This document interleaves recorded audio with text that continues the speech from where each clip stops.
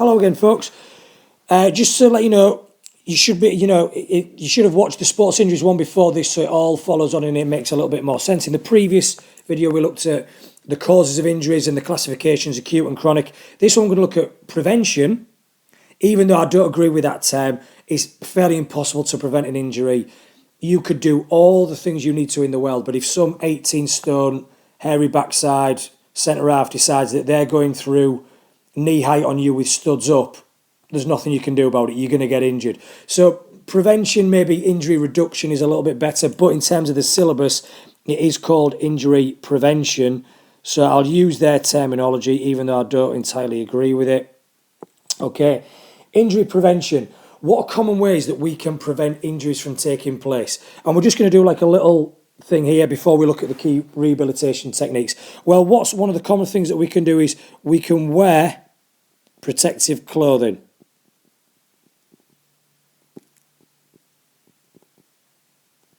Things like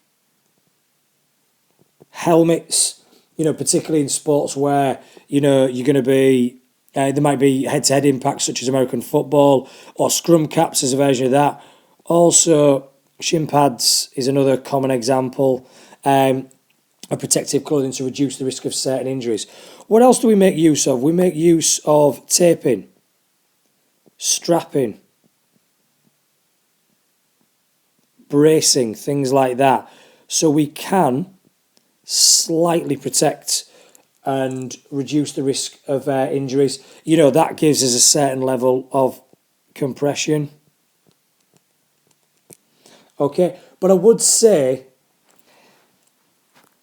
as a physio myself, your ligaments and tendons are very, very strong. A couple of layers of tape on top of something is not going to make that joint invincible. Your ligaments and tendons are much stronger than the tape that you're putting on. The compression is going to help a little bit. What you can really do with these things, which is the real benefit, is restrict unwanted movement. If an ankle has rolled and I don't want it to roll again, I can strap and tape that ankle so I restrict the movement so it doesn't really roll as much as it should. So that's really where taping, strapping and bracing belongs in terms of the sports injury. You are not going to prevent loads of injuries through doing it. It's not a wonderful material that makes you invincible, is what I'm trying to say.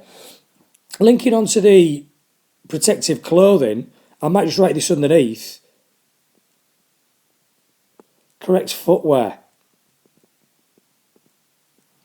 Are you wearing blades and studs when you need to, when you're going to be playing on a surface that cuts in and gives you grip? Are you wearing your spikes for athletics and when you're doing cross-country and things like that? Have you got good arch support? Have you got cushion in the soles? Things like that. So correct footwear is also very, very important. It's underestimated, but the power of a good warm-up is massive. Okay? We know about warm-up. It increases heart rate, breathing rate, blood pressure. It gets the body physiologically ready for physical activity. Increases elasticity of your muscles, of your tendons, of your ligaments. A more elastic muscle tissue is going to stretch more. It's going to return to its normal length more. It's less likely to tear. It's less likely to strain. Okay? So that's massively important. And it also increases our ROM, our range of movement, the amount of movement we get at the joints. Okay?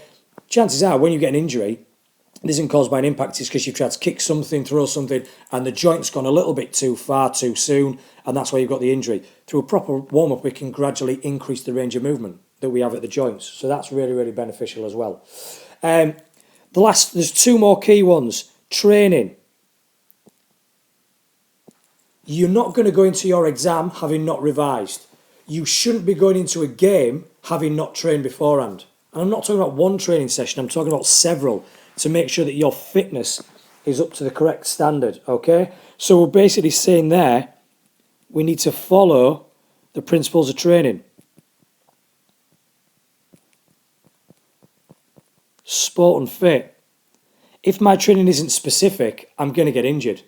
It's as simple as that. If my training hasn't overloaded my body and got me ready, I'm going to get injured. So I need to make sure I follow the principles of training in order to reduce. That's not something you can do just before the game, like taping, strapping and bracing, or warming up or putting your protective clothing on. That's something that's got to take weeks and months to get you ready for your competition. Finally, a weird one. I've got to condition my neuromuscular system. What the hell does that mean? What are you on about there? Do you know what? Some of you will have done a lot of this in the gym. Things like wobble boards, when you've stood on those boards that deliberately unbalance you, when you've been on those power plates, those vibrating platforms. What they're basically doing is they're producing lots of contractions over very short periods of time, and basically teaching your nerves and your muscles to work together to produce lots of movements to correct your foot position. So that when you land slightly off balance on a pitch or on a court or on track or whatever, you can cope with it. The nerves can send the impulses to keep you upright. So work on wobble boards and power plates is going to condition your neuro, as in nerve, and muscles system, your neuromuscular system, the nerves working in combination with the muscles. Right, the other question that could come up is use of rehab techniques. Now, again, this is a bit like supplements and drugs. You could get a short answer question on one of these for 3 or 4 marks, or you could get them grouped together as part of an essay question. That's one that we haven't seen yet. We've seen supplements come up before as an essay question all grouped together. We haven't seen these injury rehab techniques grouped together. So that's something that we can really look at and get our teeth stuck into a little bit. Some of these you will have heard of, some of these you probably won't. I'll be really, really impressed if you've heard of a hyperbaric chamber, but not to worry if you haven't. There is a picture of a hyperbaric chamber, as I'm sure you guessed, otherwise why would it be there? So what we're going to look at is why an athlete would use this. An athlete will lay down in this chamber and seal themselves off when they are injured. So you might be thinking, why? Well, it's the derivation of the word hyper, okay? If a kid is hyperactive, they have lots of energy. So hyper means lots of or more. Okay? When an athlete lays down in a hyperbaric chamber, we are actually putting more oxygen into that chamber. Inside that chamber, there is more oxygen than in the room outside of the chamber. So we're trying to increase the amount of oxygen inside the athlete, okay? Right, why? Through laying in this chamber, I can get more oxygen in my hemoglobin. There's a mark. I will also get more oxygen dissolved in plasma. And if you remember from AS, they're the 2 ways that oxygen is transported in the blood. This will increase oxygen delivery to muscle tissue, or to all tissue really. And what is the overall effect of this? This will speed up, your recovery. Tissues heal quicker when they are oxygenated. So if I lay in that chamber, there's more oxygen in that chamber. More oxygen then gets into my hemoglobin and into my plasma. That blood then delivers it to the muscle tissues or the tendons or the ligaments, and that will speed up my recovery. Things that will get you marks on this. The chamber is go back to my pen. The chamber is pretty much 100% oxygen. The amount of oxygen you're breathing in this room now is, 20% plus. We can have in that chamber 100% pure oxygen. That's not healthy for a long period of time. But in short, sharp bursts, that's going to really oxygenate the blood and really going to get more oxygen to those damaged tissues. Okay? What I will also do what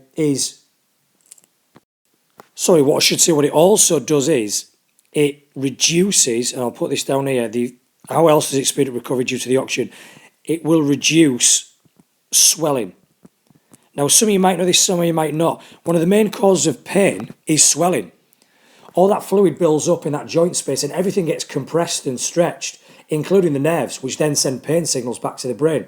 If I can reduce the swelling, I'll reduce the pain, which means I can then start the rehab sooner. I can get them weight bearing sooner. I can get them jogging sooner. I can get them doing work in the gym sooner. So it really does help reduce the swelling by reducing pain, and that will help speed up the recovery process. One final thing that it does that's fairly unique, it increases white blood cell production.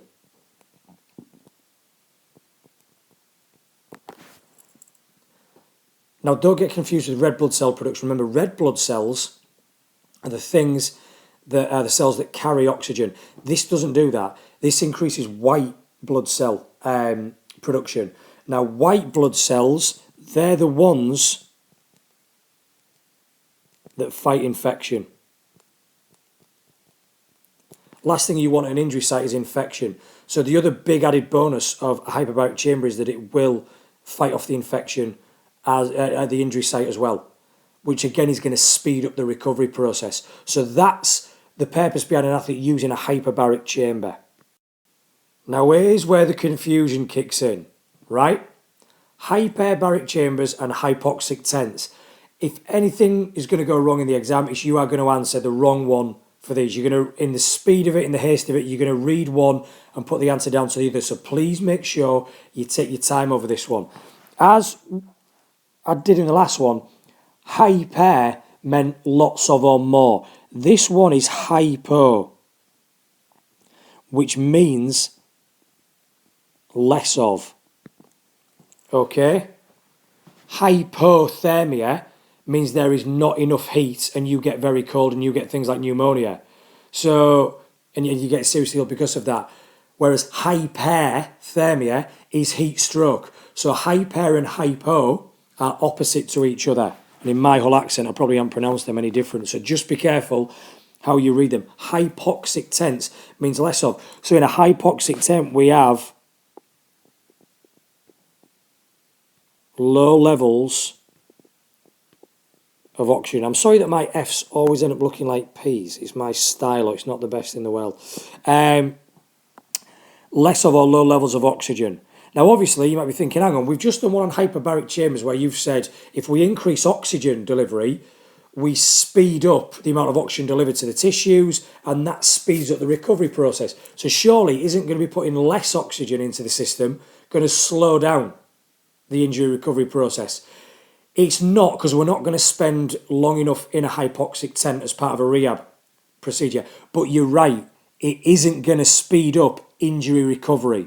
We use a hypoxic tent for a totally different reason, quite a unique reason. What does a hypoxic tent do is a hypoxic tent recreates the conditions at altitude. And when we did altitude training,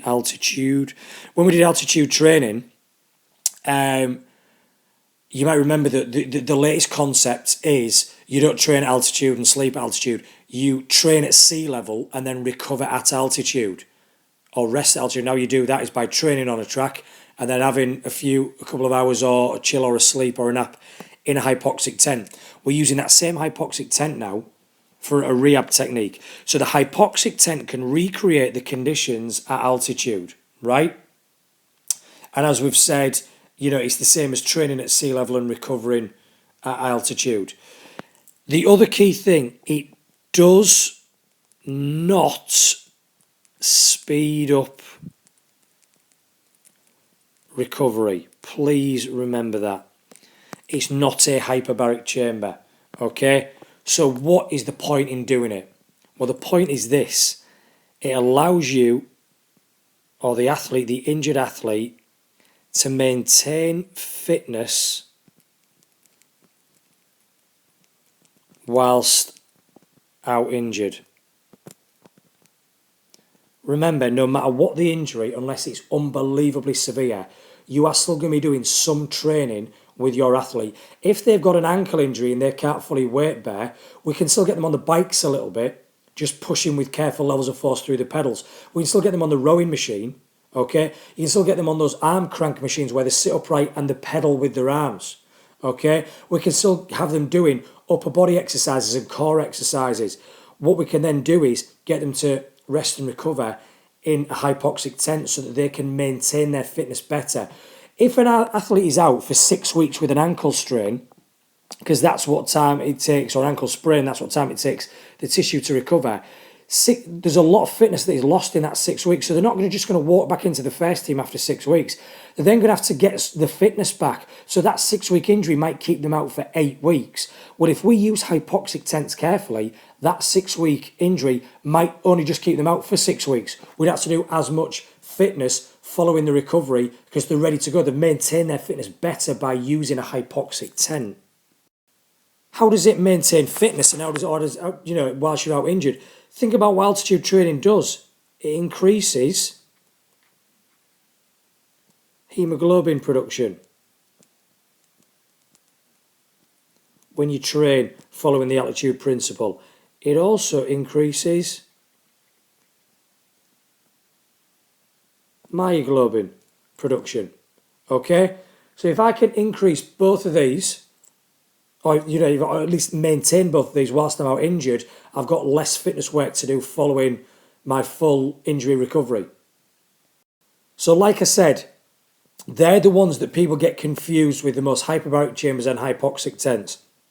Take your time, read it carefully, use the hyper and the hypo. Hyperbaric means that there is more oxygen. More oxygen, right, I'm going to saturate my tissues with oxygen, I'm going to speed up my recovery process, etc., etc. Hypo, right, there is less oxygen. So that's not going to speed up recovery, but it's going to recreate altitude, which is going to allow me to maintain my fitness better whilst I'm out injured. Right, something that's come on leaps and bounds in the last few years, the use of ice baths. There's the great man Usain Bolt using an ice bath, okay? Because it's ice bath, I'll write in blue because that's hopefully going to stimulate the right thoughts. Using ice baths is a form of what we call cryotherapy. Cryo meaning cold, So ice baths, cryotherapy, we're definitely, talking about the cold end of the spectrum here in terms of why we're using it. What do we need to know about an ice baths? We typically use them for 5 to 20 minutes. I wouldn't advise pushing it to the 20 minutes though, not unless you're really used to it. Not unless if you're thinking about using an ice bath, definitely just go for 5 minutes first and gradually build up. As you get more used to it, you'll have to use it for longer because your body probably, becomes a little bit less receptive to it each time you use it. When do you get in them? You get in them immediately after a competition or after a heavy training session. Mo Farah is someone who uses these. So when he's done the 10,000 metres at the World Championships, and then he's doing the 5,000 metres as well. The 10,000 metres, there are no semi-finals, so it's just a straight-off final. The 5,000 metres, he's got to do a semi and a final. So he's got to recover from a 10K and then do a 5K semi and a 5K final. He uses ice baths a lot to recover from that. Usain Bolt will use them because he's got to do round 1, round 2, quarters, semis and finals. So he's got to recover a lot in between runs to make sure he's ready to go for the next round. Okay? Now here's the weird thing. When he gets in that ice bath, what is taking place is something that is actually not beneficial to him. It's causing vasoconstriction. All those blood vessels are getting very, very narrow, okay? And all the blood is being redirected back to the core. So we are restricting blood flow. Oops, got that totally wrong. I wasn't thinking then. We are restricting blood flow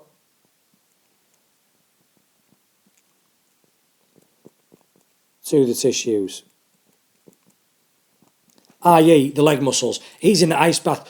All the areas below the waterline is going to have restricted blood flow, which you might be thinking, well, that's not good because obviously they're getting starved of oxygen and things like that.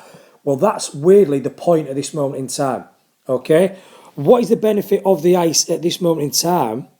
It's going to be like putting one big massive ice pack on your entire lower body. It's going to reduce swelling. Okay, it's going to aid muscle repair.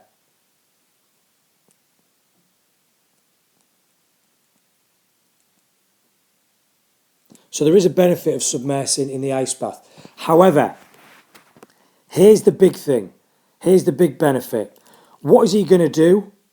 After 5 to 20 minutes, he's going to get out the ice bath. So, I'm going to put there upon leaving, as in upon leaving the ice bath. Something very, very important is going to happen. We are going to have very high levels of vasodilation to the muscles. His legs, his quads, his hammies, his gastrocnemi, his glutes have been submerged in icy water for 5 to 20 minutes. As soon as he gets out, his brain is going to say, thank God for that, flush warm blood through those muscle tissues, get them back up to temperature, warm them up again. Okay? Now, what is that warm blood going to contain? It's going to be oxygenated. It's going to have high levels of oxygen. So oxygenated blood flushes through the muscles.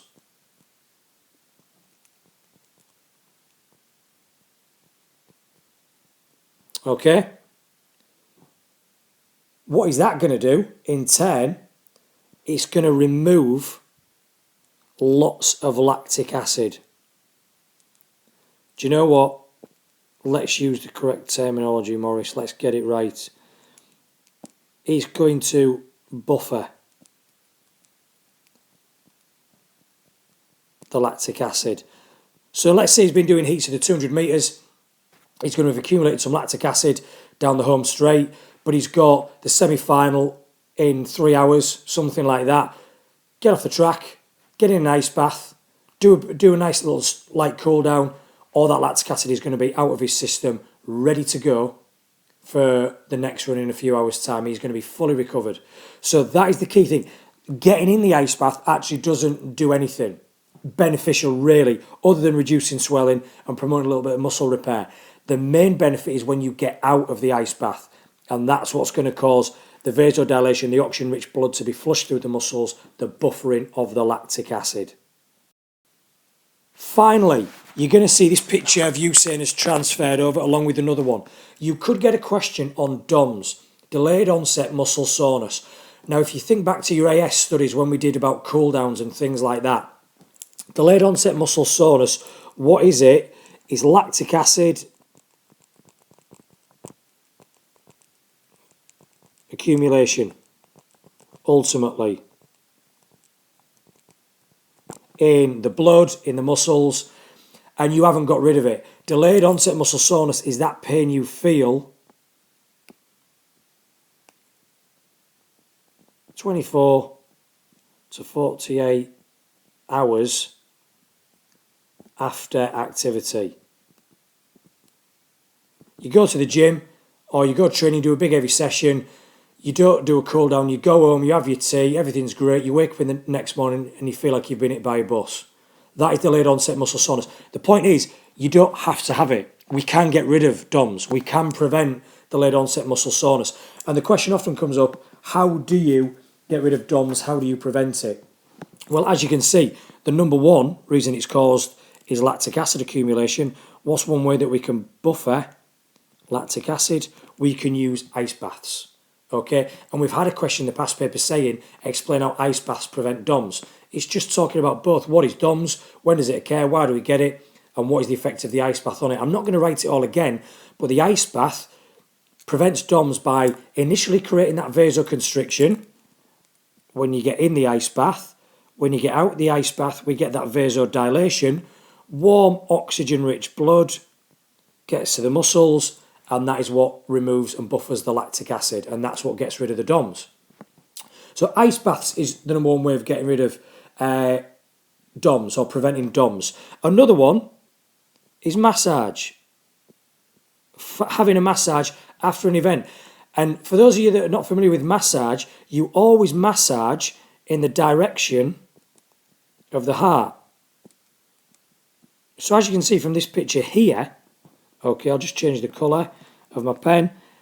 This person is massaging and pushing on the muscles that way. So what they're doing is they're pushing all the blood that has built up and accumulated in those muscles back towards the heart. When it gets to the heart, it will go to the lungs, it will drop off its CO2 and pick up fresh oxygen, and there you've got the oxygen that will get rid of the lactic acid that is in the blood, that will buffer the lactic acid. So massage is great for getting rid of DOMS, when you're doing a massage, you always push in the direction of the heart. What it's great for doing as well is preventing that, if you think back to your AS again, venous pooling, that blood that stuck behind the pocket valves in the veins. Where do you get venous pooling? In the legs, because gravity is constantly pulling the blood back down towards the legs. By having a massage, your masseuse can push in the direction of the heart, push all of that blood from behind the pocket valves, get it back into the blood flow, get it back to the heart, get oxygen to it. Okay, so it's really good for that. There is only really one other way of getting rid of DOMS, and we've already mentioned it. It is doing a cool down. Light jog followed by a light stretch gets oxygen-rich blood to all the muscles that have been working hard. So if you ever get a question just on DOMS, how can we prevent DOMS? There's three ways: ice baths, massage, and doing a cool down. What you might get for 2 or 3 marks is one of these related to DOMS. So we've had the ice baths and DOMS question before.